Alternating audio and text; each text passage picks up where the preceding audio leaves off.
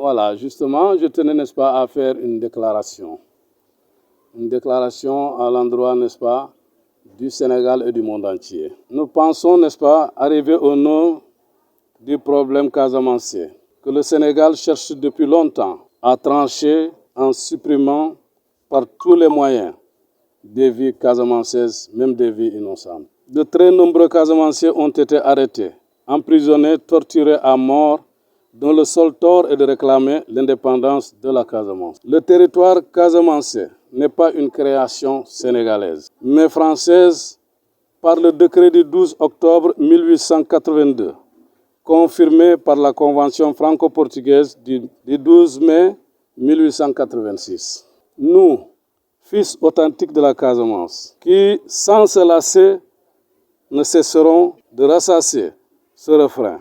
Jamais à aucun moment de son passé colonial, la Casamance n'a été juridiquement parlant partie intégrante de la colonie du Sénégal. Celui qui dit le contraire, nous l'invitons de nous prouver à quel moment et par quel décret la Casamance a été intégrée dans le Sénégal. L'histoire ne ment pas. Abbé nous disait toujours que la vérité vous fera de vous des hommes libres. On ne peut pas créer une guerre et chercher ensuite la paix dans le mensonge. Et cette paix, tant recherchée pendant des années et des années, jamais le Sénégal n'a mis du sérieux dans ce qu'il fait. Nous voyons toujours, dans tous les cas, le mensonge de l'État sénégalais. Puisqu'à chaque fois qu'on parle de négociation, le Sénégal passe à travers. Le Sénégal passe outre d'ailleurs, en sélectionnant des gens avec qui discuter. Nous avons senti ces derniers temps, avec un tapage médiatique, je peux le qualifier comme ça, en parlant avec des gens qui se disent démissionnaires et qui ont rendu les armes. Nous signalons que ces gens-là, posez-vous la question s'ils sont du MFDC. Car le MFDC n'a jamais rendu des armes et le MFDC n'a jamais eu ce comportement. Aujourd'hui, si le Sénégal veut la paix, le Sénégal sait à qui s'adresser. Ce n'est pas en bricolant une paix qu'on parviendra, n'est-ce pas, à retrouver cette paix. Nous avons dit que pour qu'il y ait une paix, on doit présenter ce comportement. Jamais le Sénégal n'a eu un comportement dans le cadre d'un bon comportement qui dénote également que ces Sénégalais ont envie de la paix. La paix au Sénégal veut dire éliminer le MFDC, détruire les bases du MFDC. Ça, nous l'avons dit toujours, que le Sénégal, quoi qu'il fasse, avec tout l'armement qu'ils vont engranger, le Sénégal ne pourra pas éliminer le MFDC. Le Sénégal ne pourra rien contre le MFDC. Ce qu'il y a lieu de faire, il faudrait que les Sénégalais sachent que le MFDC et tous ceux qui composent le MFDC sont des humains, sont capables de réfléchir. Ce bâton-là qu'ils brandissent tout le temps, ce n'est pas ce bâton-là qui va ébranler le MFDC. On a parlé de 40 ans. 40 ans, ce n'est pas petit. Et 40 ans, je ne crois pas que le Sénégal ait pu vaincre le MFDC. Tout ce qui se dit dans les réseaux sociaux et un peu partout, sur le terrain, ce n'est pas vérifiable. Et personne d'entre vous, journalistes, vous n'êtes pas capable d'y aller sur le terrain pour confirmer ce qu'ils disent. Aujourd'hui, notre dynamique est toujours dans la recherche, n'est-ce pas, de la paix. mais une paix que l'on ne doit pas bricoler. Une paix véritable, juste. C'est ça notre appel.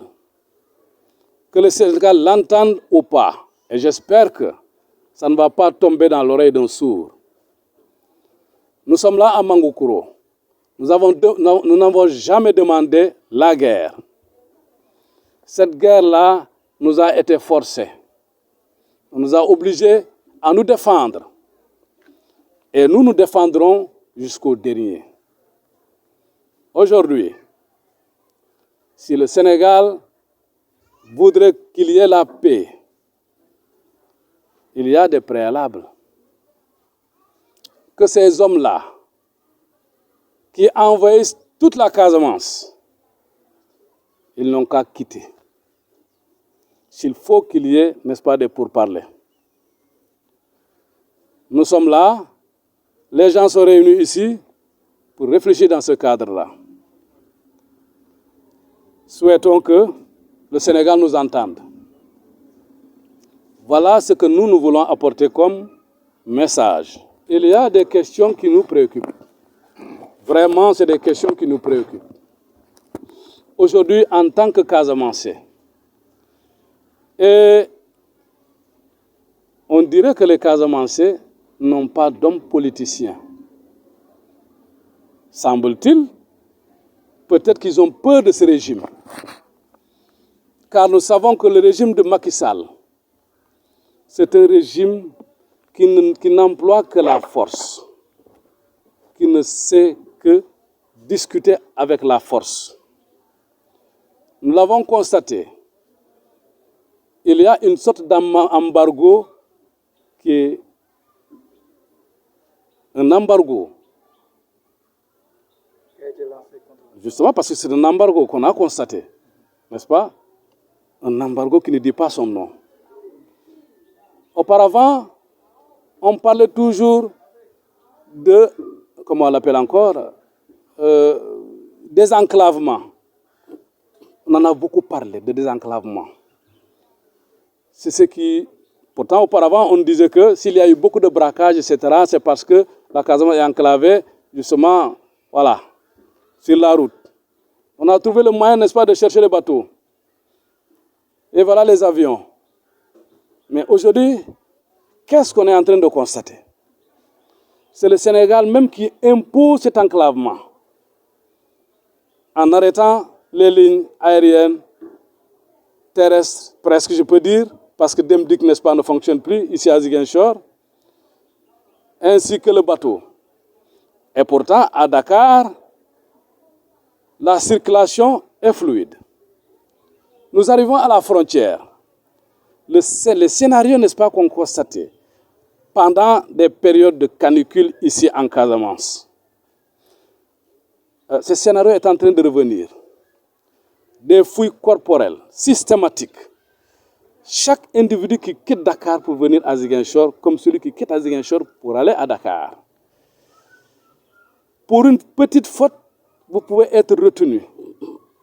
Et l'objectif, n'est-ce pas, qui vous mène à Dakar ou à Ziguinchor, vous ne pouvez pas l'accomplir.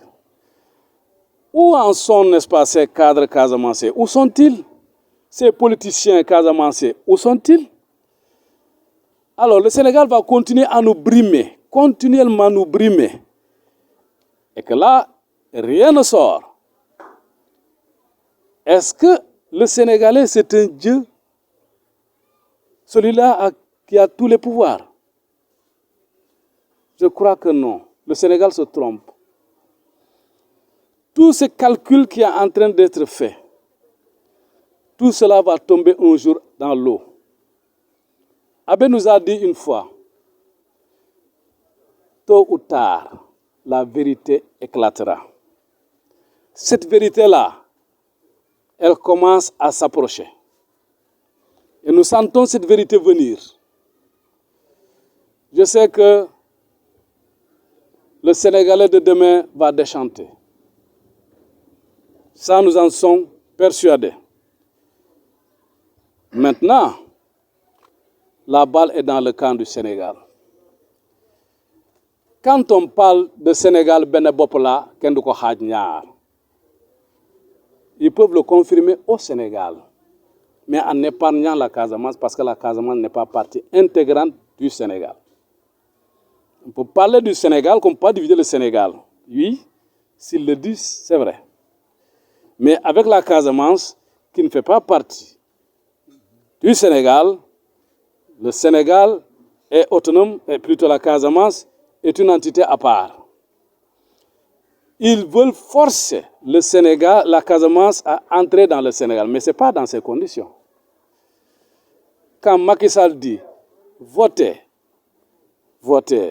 APR, je vous intègre totalement. Cela signifie nettement que la Casamance reste encore une entité à part. Ce qui va renforcer cela, voilà l'exact que pose le Sénégal en faisant cet embargo. Nous, Casamançais, nous ne faisons plus partie, n'est-ce pas, du Sénégal. Nous ne ferons pas partie du Sénégal. Vous demandez à l'État de lever l'embargo? Effectivement, parce que ça envenime encore la situation. Cet embargo doit être levé au plus vite. Parce que il ne faut pas qu'on accule le Casamance. Quand il va aller s'adosser au mur, alors ce sera l'occasion pour lui de prendre ses dispositions. Et semble-t-il, on va directement vers ça. Évidemment, j'ai entendu cela à travers, n'est-ce pas, les radios. Moi, en tant que tel, je ne sais pas exactement ce qui s'est passé là-bas. Nous avons cherché, n'est-ce pas, à connaître ce qui s'est réellement produit. Et jusque-là, nous n'avons pas de réponse claire.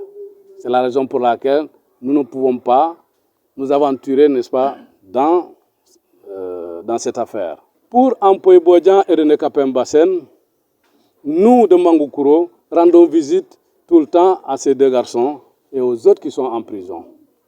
Il n'y a pas que ces deux-là qui sont en prison. Souvenez-vous, quand l'armée sénégalaise a envoyé le Fogny, ils ont arrêté plus de 20 jeunes. Et parmi eux, beaucoup sont des innocents et beaucoup, cette affaire-là ne les regarde pas. Ils ont tous croupi, n'est-ce pas, en prison. Par rapport à René Capin et à Ampoy Bodian, voilà vraiment ce qu'on a pu noter pendant des années et des années. Nous parlons de justice au Sénégal. Alors que si l'on y voit de près, il n'y a pas cette justice-là. On parle, n'est-ce pas, de droits de l'homme au Sénégal. Certainement que le droit de l'homme se limite au Sénégal là-bas, mais pas en Casamance. Certainement pas. Alors, pourtant, ils ont fait deux poids, deux mesures. René Kapembasen et Ampoy sont croupés en prison. Alors qu'il y a un des éléments, n'est-ce pas, qui fait partie de ce lot-là, qui lui vaque à ses occupations. Et pourtant, ils ont écopé, n'est-ce pas, de ces mêmes griefs. Mais que pense le Sénégal par rapport à ce dossier jusqu'à aujourd'hui? Nous avons réclamé depuis longtemps que ces garçons-là doivent sortir de cette prison-là. Parce que ce n'est pas normal, ce n'est pas sérieux. Ils sont innocents. Ils sont innocents. Et ce n'est pas une première. Hein. Le Sénégal avait condamné un membre du MFDC comme ceci à perpétuité. Quand il y a eu les vagues d'arrestation dans les années 80, il y a eu quelqu'un qui a été condamné à perpétuité. C'est un certain Bassène. Alors, aujourd'hui, ça se répète. Et pour des accusations qui ne sont pas du tout fondées.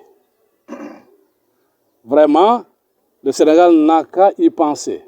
Ces jeunes-là doivent être libérés, purement et simplement. Plus jamais ça. Plus jamais ce qui se produise. Sinon, la